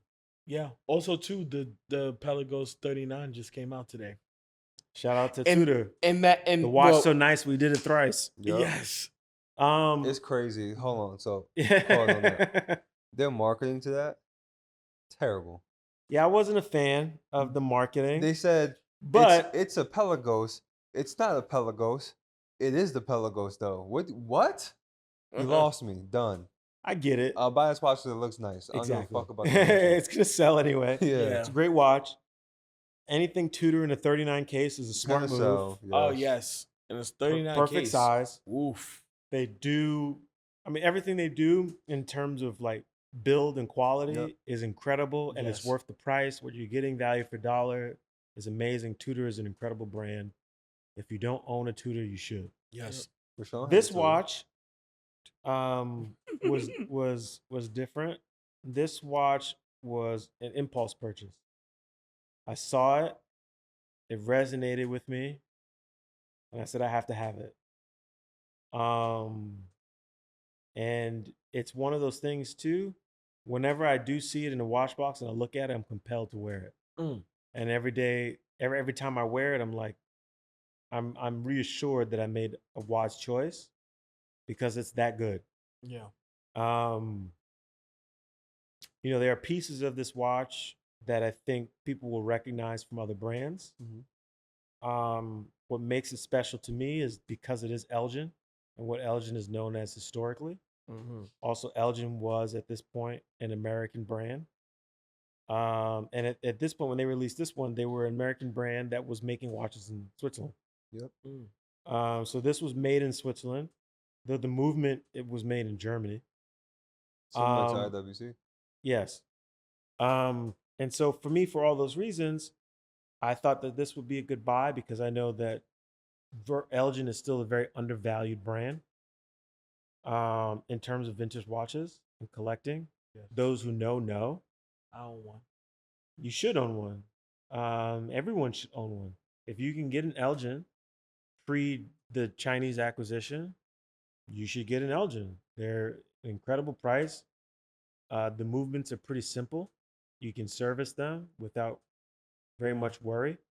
The build quality is amazing. They last long. It is a watch that can live to see 100 years and still And tick. work. Yeah. Was your piece did you buy it with just the watch head, or what was it on? It was on like a rally strap when I purchased it. Oh, A The really rally strap nice. is hot. It was, but I have a thing with The me. holes. No, I love it. The Okay. strap is amazing, but it's not a rally watch. Yeah, I get that. yeah, And yeah, yeah. so That I makes a lot couldn't, of I was sense. like, I can't commit to that. Yeah. So I threw it on NATO. Yeah. I have been looking for another leather strap for it. I'm still looking for it. Mm-hmm. NATOs are easy for this because it does look good and it feels Mm-hmm. nice. Mm-hmm. I like it on the orange. Um, but I am still a big fan of this watch. I think it's a beautiful piece.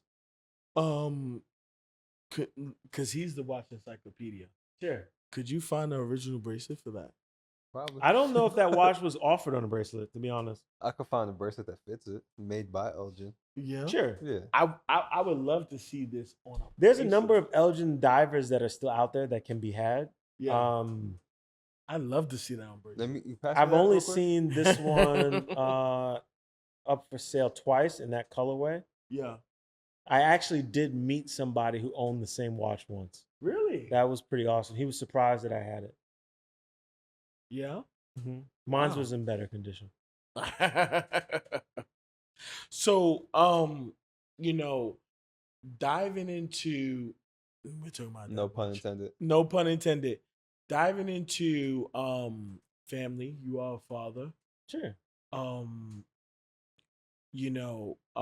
you being a chameleon and ever changing, just who you are, not necessarily your morals and your principles, those always stand, but being able to adapt and change who you are for a respected industry.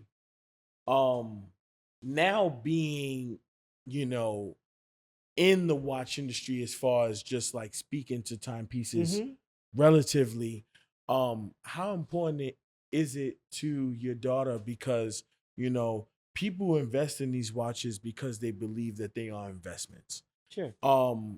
Me personally, I don't believe they are investments. I buy them solely because I love them. Well, I think what they mean to my daughter, they don't mean very much. She's only 5. She could care less. She got them flick flags though. She does. And there's a part of her what my daughter cares about, what I've recognized is she just wants to connect with me. Yes. She doesn't care about watches yet. She will, because me and her mother care about it. She doesn't care about art yet, but she will because she's surrounded by it, and me and her mother care about it. Same goes for books, music, etc. Because I collect everything. You guys know I have an extensive book collection. I have books that are over 100 years old, very rare books. I own art. I collect records, etc. These are things that she will care about. She doesn't yet because she's only 5, but the exposure is what's important. Because I was exposed to these things. And it's what made me who I am. In terms of building a collection to maybe pass down to her that she would appreciate, I think I'm doing a pretty good job. I'm happy that I've never purchased something that I regret buying. I had a conversation with someone about that today. They asked me how many watches I had. I told them I have 16, and I don't regret a single purchase. I've been very good about buying exactly what I like. And I think that came with practice in purchasing records, books, artworks. Because all of those can be significant investments. And they can be investments. Investments in a different kind of way.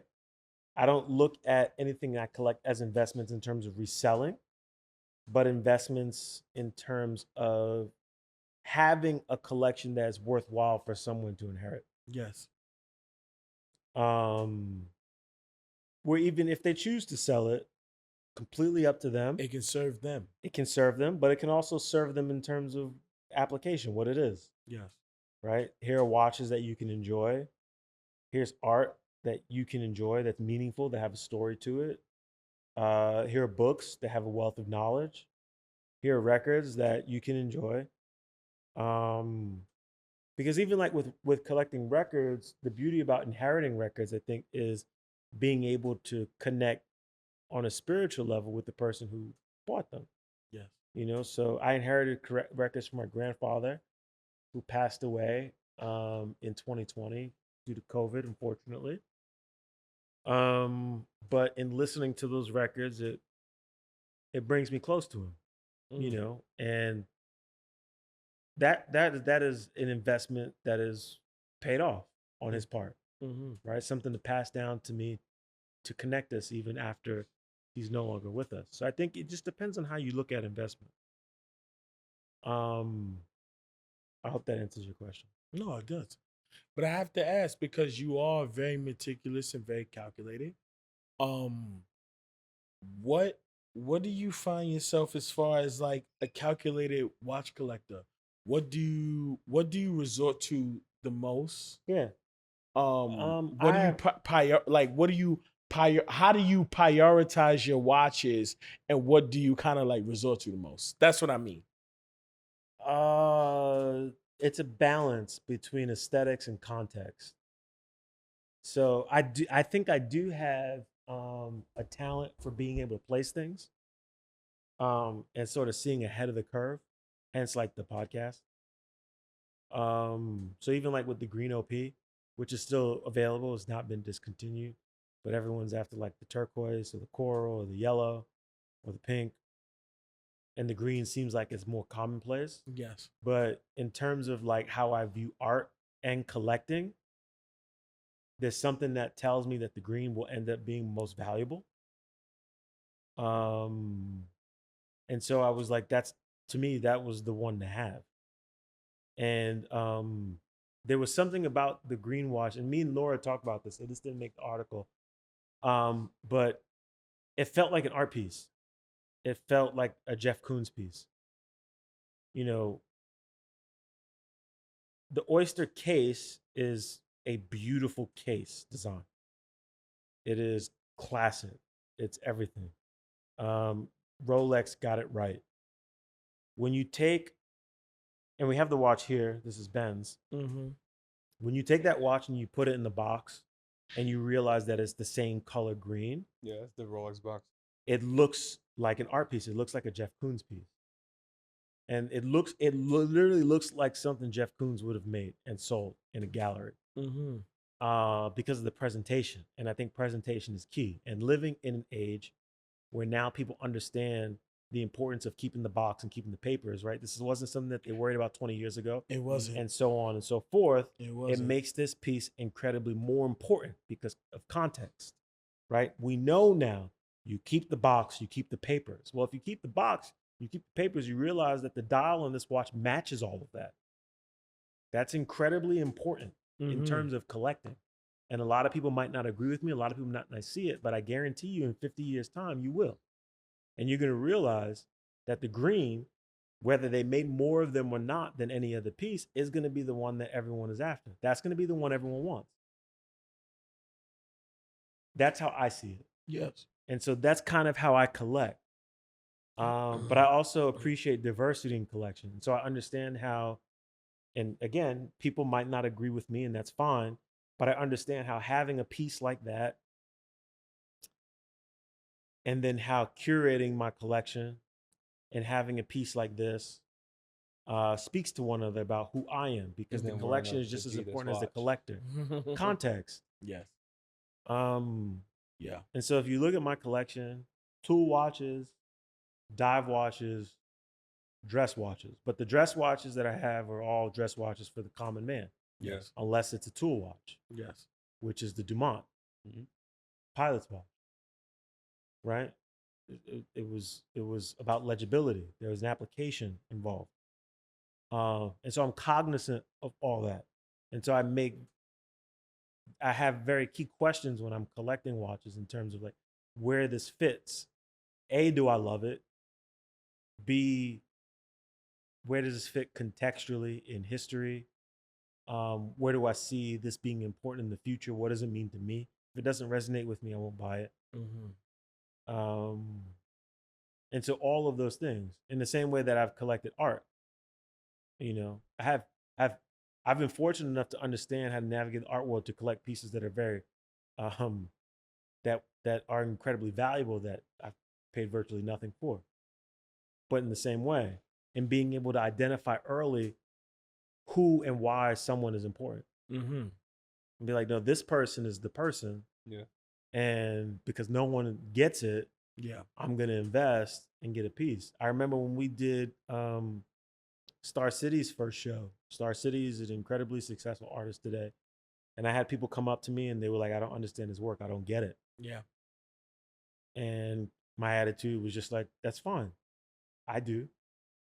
And now he's selling pieces for 6 figures. Can you tell us about the artist whose work you literally ripped out of a piece of sheetrock? I probably shouldn't, but sure. So Chantel Martin. I own a Chantel Martin. Chantel Martin she's a black woman from the UK. She is our generation's Keith Haring. Mhm. That's where she should be placed. In terms of just getting people context, she's not Keith Haring. Her messaging is totally different from Keith Haring. Her aesthetic is different from Keith Haring. But there's a lot of parallels. Is very parallel. Yeah, 100%. If you understand who Keith Haring was for his time, you understand who she is for hers, and same ilk. Sure. Yes. I agree. And I had a friend who owned a gallery, and she painted that gallery. And I remember visiting, and I told her, I said, when you leave this place, if you ever leave this place, you should take some of this stuff with you, because I know who she's gonna be. And I got a phone call one day that she was leaving the space. And she said, I remember what you told me. And so I'm calling you. And can you help me get a piece of this for myself? And I said, under the condition that I get a piece for myself. And we both ended up with a Chantel Martin. Chantel Martin's pieces today sell for upwards of 6 figures.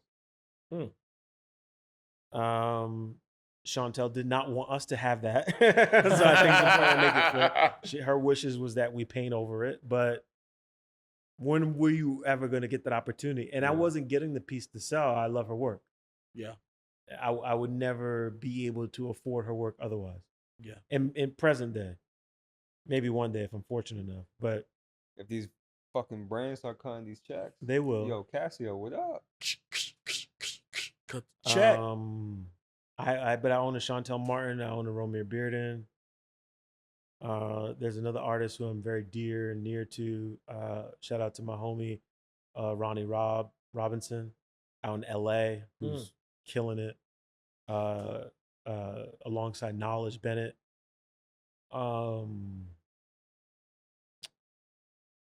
James Austin Murray, an incredible artist. I own a piece of his.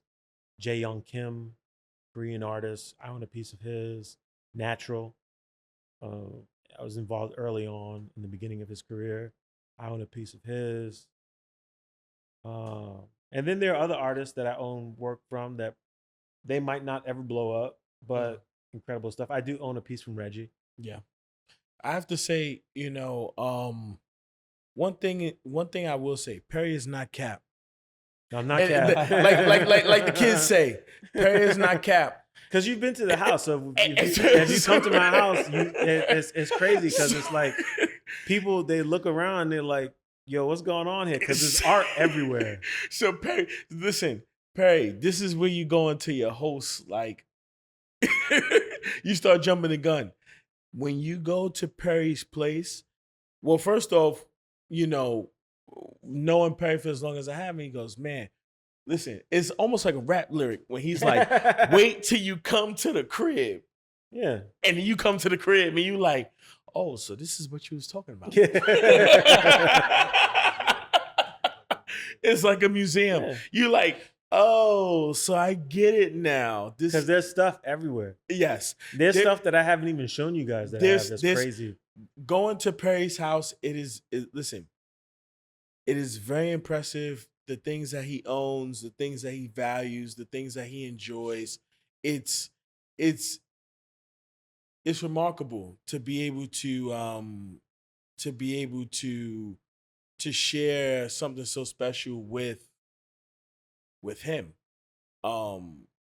Because you don't find a lot of minds like I this. mean, I was showing you books that were 100 years old. Yes, that things that He's we've seen, doing in my lap. things that we've seen that just like it's like it just shouldn't be. Yeah.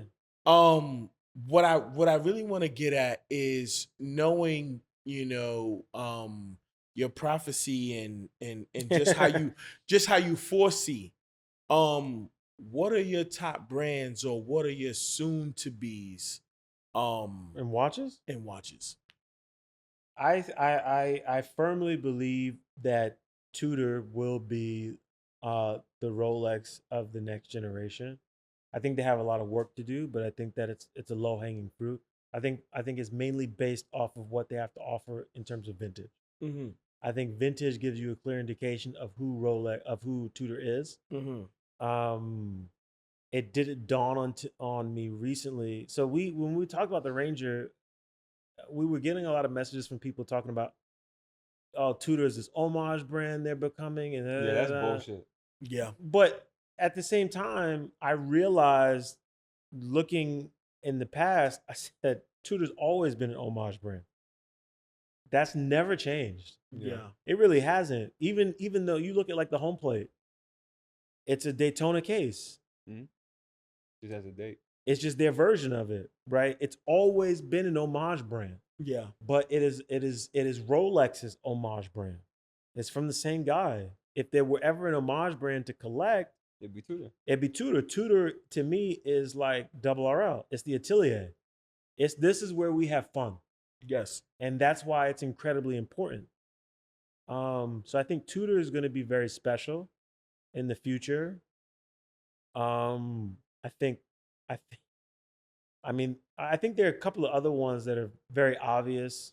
MB&F, I think, is a fucking monster I'm very happy we all of like NBA. of a watch company. We do love MB&F. And I think what they have to offer in terms of technology and aesthetics is just the future for watchmaking, for mechanical watchmaking. Yeah.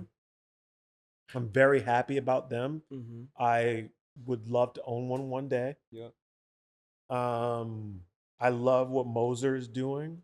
Before you move on, I do want to say that I love MB&F's values because it's all built on relationships and the power of friendships. The MB&F value stands for Max Booster and Friends. Yes. Yes.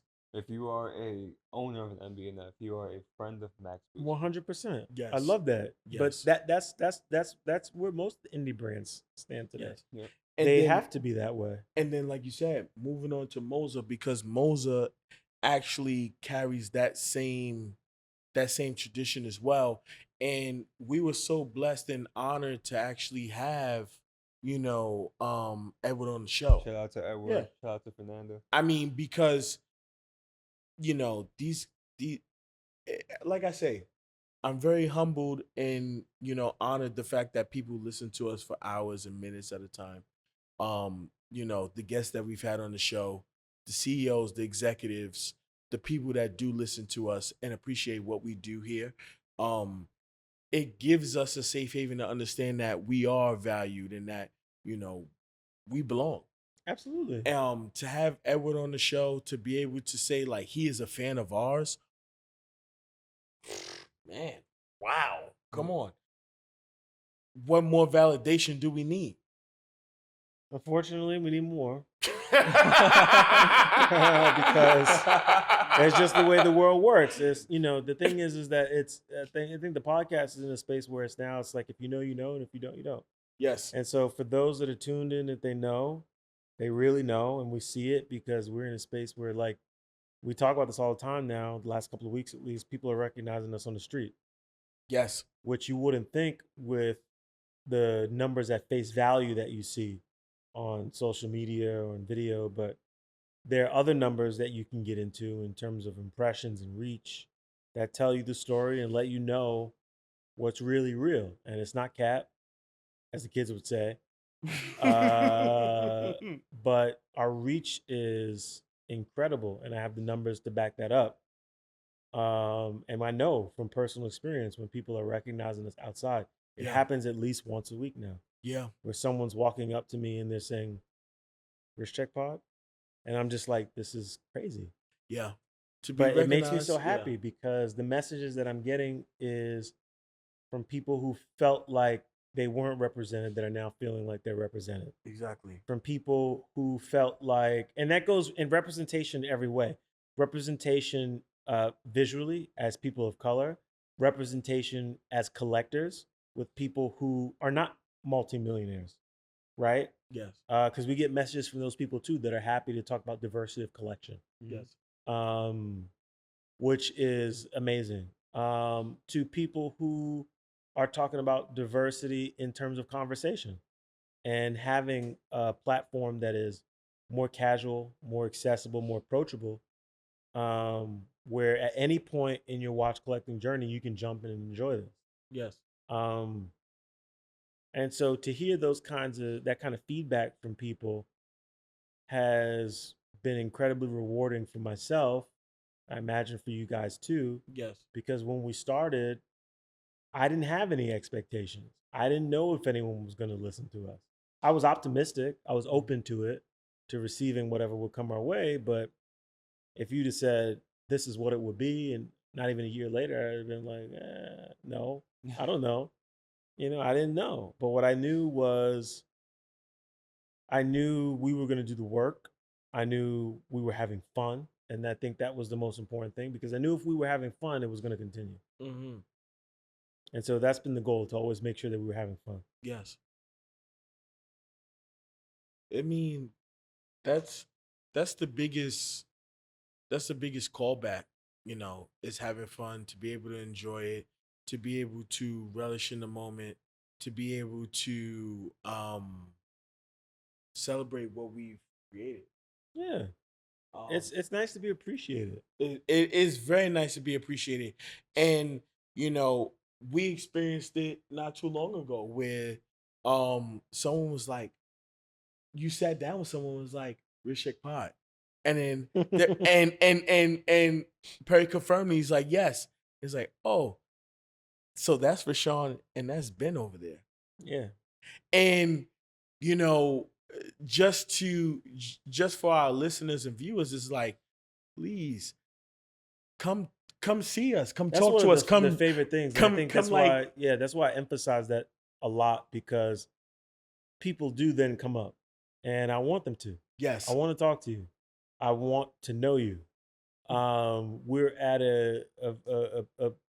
we're in a period in what we're doing where we are actually afforded the opportunity and the privilege to connect with people. yes, This is a special period. I don't know where it goes from here, but I know it's a special period because when you are able to connect with folks, that's when you're really doing the work. yes, And that's when it has the greatest impact on you, I think, yeah. because you realize that the things that you're doing are not in vain Mm-hmm. and that they're actually helping people. There was a gentleman who tuned into our show and then messaged me that this was his wellness time for Yes. himself It's as a single beautiful. father. Beautiful. It is beautiful because mental health is a very serious thing and um, life has its hardships. And we just got through a global pandemic Yes. and a lot of people had a rough go at it. Yeah. And so if we could alleviate that for even one person, that made me feel really good. Yes. It was like, okay, at the very least, like, even if we didn't make any money at that time, like, That's more it important. helps somebody, Yes, it It's did. like, So a single, how many of even if it was a these, single person. yeah, because how many of these watch podcasts or things are like actually like helping people? Very few of them. Probably none of them. Just us. Yeah, Be probably none of honest. them. It's us. Yes. Listen. I mean, I can name a couple that are So really good. so thankful. So thankful. Shout out to Lee Yes. Lee, and Bo Rich Dinky, Cheese because Rich Cheese Cheese. So Radio. we have friends in the podcast community that I think people ought to give a listen to because they're Yes. really good. Yes. Yeah. Spirit of Time podcast. Shout out to those guys. I enjoy it. I love Rich Cheese. I think Lee is fucking Lee hilarious. and the guys at Rich Cheese are always giving back to the Oh, community. and but they are Lee. I mean, Lee knows content, and his memes are incredible. So shout out to him. Shout out to Lee and the Bro Dinky account. But yeah, there's a few of us. Yes. There's not a lot. Yes. It's very few. Yes. But it's been rewarding. Yes. Very rewarding. I want to ask, what's next for Perry Dash first, Yeah. and then what is next for Wrist Check?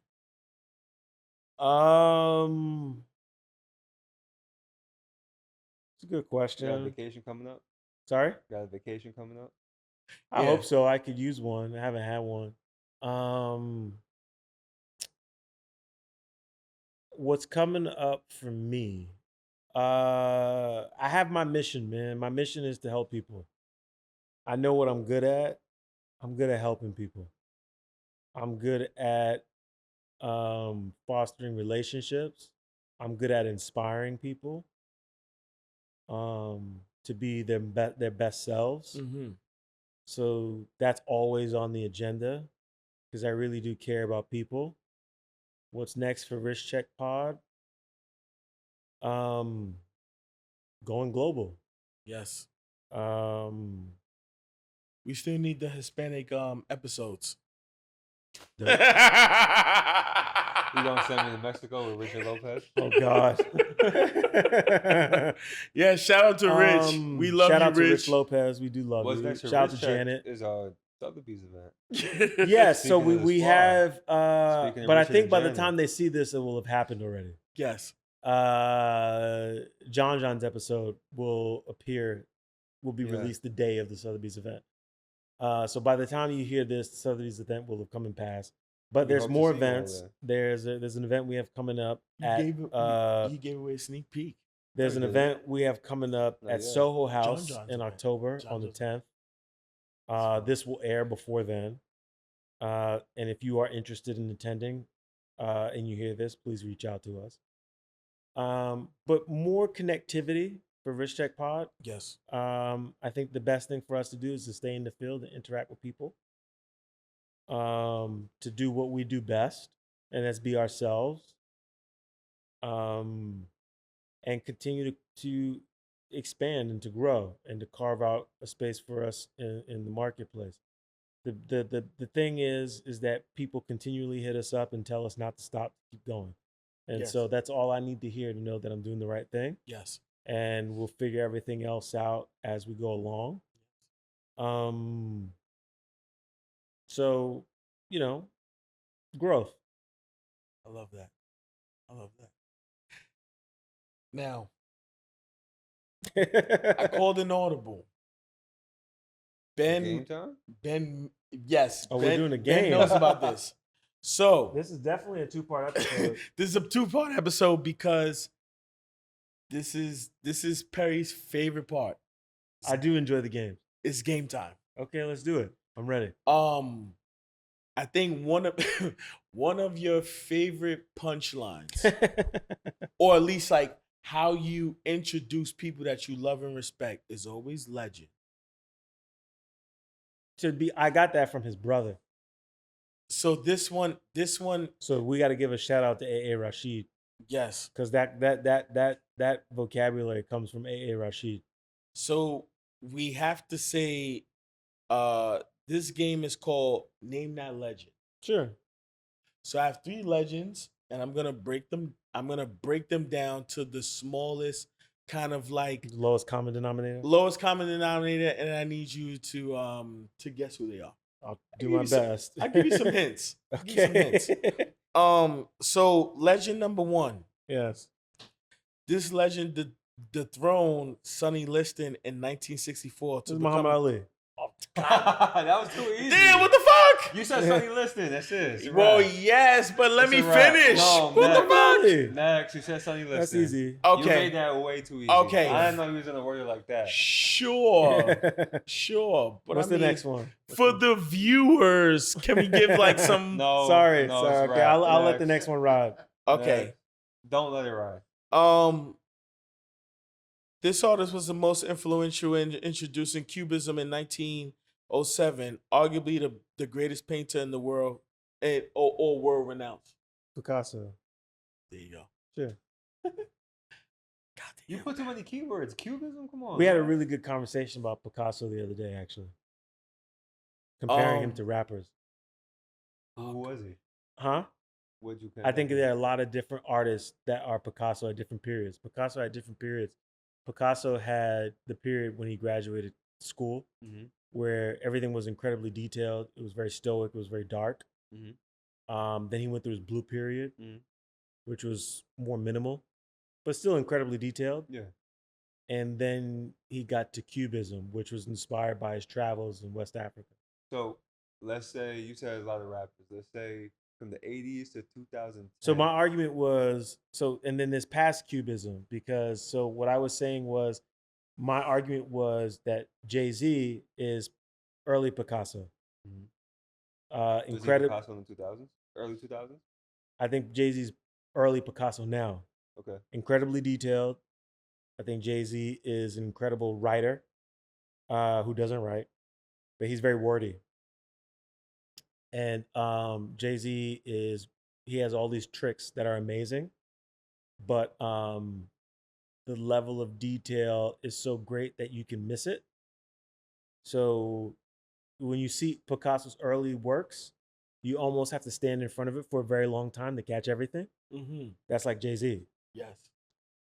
Well, Whereas I J-Rock think went up a long when time. you fast forward to Picasso's light paintings, which is what we talked about, and you see his light works, which are incredibly minimal, and rely on the shutter of a camera to capture all of the detail, or else you miss it. That reminds me of like a Rock Marciano, because it's incredibly minimal, and I'm trying to fit as much information into a consolidated package for you to consume as quickly as possible. And he gets straight to the point. He's incredibly talented at doing that. I think Rock Marciano, and I'm going to get a lot of flack for this, is probably the greatest rap lyricist we've ever seen in the history of the genre. So okay, so this is what I'm gonna do, Perry, We just got because some very I'm just interesting saying, reactions. that's in the room. yeah, fine. we got a lot of Behind the reactions in the cameras. room, And behind the cameras, and I will stand on that. I think Rock This is gonna be an Marciano. off-camera. I think Rock Patreon debate. Marciano is. I think he's the greatest and most talented lyricist we've ever seen. I think his style of rap, I know for a fact, was created and fostered by MF Doom, and he capitalized on it and took it to the next level. And he is a genius. So And I stand on that. so let's do We're gonna this. see what happens on the Patreon episode. So let's do this. Let's Sure. do this because Who's the next legend? What are we talking about? now this is the thing. I think the reason why I can't do this game with you is because there's no game to be played because Perry doesn't play games. What's the next question? Wait, hold on. Let me finish. We're so like-minded that there's no games to be played. He just knows the game. So let me just finish this one out because you've already Sure. explained it. I said this Grammy Award winner has won 23 nominations, is arguably the greatest artist to lead the genre of hip hop. Hence, he wears a custom Frank Mueller timepiece. Who's Jay-Z? You make it way too easy, though. But Jay is a legend. Jay is he's definitely the most accomplished MC. He is probably one of the most, if not the most talented storyteller. What about Slick Rick? I love Slick Rick The thing is that the reason why people because agree, he's an amazing storyteller. yeah, Slick Rick is incredible. But the reason why people agree that Jay-Z is the greatest, and I don't argue with it, is because Jay-Z has given you his story. It's all autobiographical, Yeah. and Even sometimes even photographed. yeah, but Because no, because but no, in his but the- latest song, Really? no, in terms of autobiographical work, no one in hip hop has the level of consistency he has. you know what he did that like I was like, all right, you going too far where you flexing too crazy. In his latest verse, he talks about his photo with La Magina. Sure. Yeah. And I was like, yo, Hov, you talking crazy. Like you going too far. Sure. I mean, I respect it, but I'm like, come on, the Godmother, for real? It went too far. Yeah. It's I- not too, it's not too No, far for I him. love it. I'm just saying he just But you know why he did that? And I have my own theory, and maybe not everyone agrees with me. But Jay is he is he is the greatest rap student, the best. There's no one who's a better student of Jay-Z. Yeah. And in terms of hip hop, Jay-Z knows where to place everything. And that's what keeps him on the cutting edge in terms of consistency. You will not find another rapper in the history of the genre that is as consistent as Jay-Z. And so for some people that makes him the greatest, and that's fine. I concede that. If that's Mhm. what you feel, that's fine. Mm-hmm. For me, he's definitely one of the greatest. I think in terms of pure skill, lyrically, I think Rock Marciano, I don't know if we've seen anybody as talented as him. Yeah. But in terms of consistency, I think Jay is the greatest because he's been the most truthful, the most honest. He's given the most of himself to everybody. Yes. And for that alone, it makes him an incredible artist and a writer Yeah. if you can contextualize everything. Because what you have in the Jay-Z story via his music is the story of someone who came up in Brooklyn and became a billionaire. You can listen to the story through his music. Yeah. He You knew don't he have knew that where he with was going. anybody. He knew where he was But going. even if he didn't, you can listen to the story. If you say, I'm going to start from Reasonable Doubt and go to 444, you're listening to the story of a man who is self-made and pulled himself up out of Marcy Projects and became a billionaire. That's Mhm. what you will listen to. Yeah. No one else has done that. Yeah. Or at least what I would say is, and the sad thing about hip hop is that most of those artists that are equally or as talented, they meet their demise because you have Big L, you have There's Big a lot of Pun. those guys, but there's also a lot of those guys that are alive, man. I think me and him talk about it all the time, and we talk to his brother, and I mean, we're going off on a tangent because we're talking about hip hop, but hip hop is going through a renaissance period. And for those that don't recognize it, you're missing out because there's a lot of incredible art happening in hip hop outside of the mainstream realm. Yeah. What West Side Gun is doing is incredible. I mean, you listen to Pray for Paris. It's an amazing album. It's a beautiful album. You hear that last track that's named after, it's called like El Dojaba or something like this. It's named after a West African restaurant in Paris. And there's an outro that's all tap dancing. It's beautiful. Yeah. The contrast, the curation, Yeah. the execution, it's masterful. It's beautifully Execution. executed. There's Yeah. nothing that sounds like that. It's hip hop theater at the highest level. And I think in terms of going back talking about collecting art, whatever, and even watches, having an eye, having an ear, and understanding execution and where it's placed, Mm-hmm. right? Looking at a Big Rose Tudor and recognizing, oh my God, how did I miss this? I need this in the collection. This piece is an homage to the oyster case. Yeah. This is a piece that is literally giving a flower to Rolex. It is a Yes, flower it's on the presented to the dial. crown. You buy that. Yes. You buy that. Yeah. Crazy. But that people people don't see it The that same thing way. with the shield logo also. 100%. Shield protects the crown. Yes. Yes. But people have to understand context. They have to know where to place things. Yeah. And so this is, you can figure this out. Yeah. You know? But is given as game is presented. But even as, even like me purchasing a Zodiac, it's like, why? It's like I said I wanted when I fell in love with Zodiac, I knew the exact one I had to have. I was like, I have to have the Super Seawolf 53 if I wanted a modern Zodiac. Why? Because literally uh a a, a reproduction Is the closest to the modern. I mean, to that is the it's homage. an homage Yeah. to the original dive wash that they released the 1953 World Fair. Yes. That was the first dive wash that was commercially offered to the public. Yes. Yeah, why wouldn't I buy that? Of course. That's crazy. You don't have a Zodiac in your collection and you have dive watches? Yeah. You're insane. Yeah. Why would you not have a Zodiac? Same as Blanc. And if you get vintage, even better. yeah, It's crazy. crazy. People are not thinking like this. And so I think there's an opportunity for people who are excited and enamored by watches to understand how to collect. That Yes. and it's not about collecting to be serious or whatever. You can enjoy these pieces. There's a wealth of knowledge, there's a wealth of history. Yes. But you can listen, you don't need all Rolexes. Get the right Rolex. Yeah, the right ones. And there's a lot of right ones. Yes, they are. There's a lot of right ones that are accessible to you. Yeah. I think my biggest gripe too is, the fact that people don't know what they're looking at, and they're also not willing to accept that. Especially someone that has worked that does work in the watch industry, and for someone that comes to me and says, hey, I'm interested in this, and it's like, well, I don't readily available have that, but here's this, and this is why this is valuable, this is why it is in its just position. Yeah. And you have someone that goes, I'm not interested in that, I want what I want. And that's okay, but you also have to remember that this thing that you want doesn't exist without its just position. Yeah, there's a place for everything. There's a place for everything. And I love watches.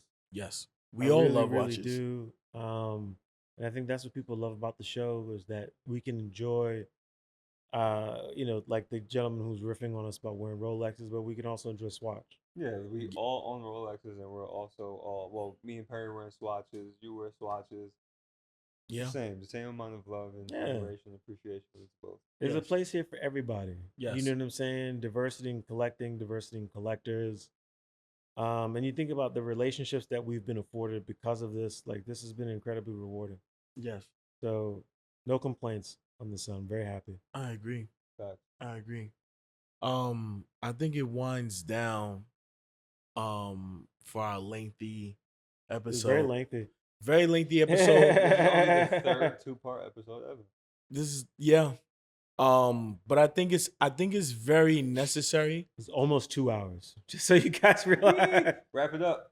I think it's very necessary. Thank you, Perry, for being our fearless leader and guiding us to the position that we're in. It couldn't be done without you, nor could it be done without any of us. Yeah. But It takes a team. it takes a team, it takes a village. But then, credit to you guys for this is probably going to sound very Kanye, but credit to you guys for listening. No, but seriously, often people don't listen. Yes. And I've worked with people in the past on projects where everyone thinks that they have the best idea and don't recognize that certain people are great at certain things. Mm-hmm. And I think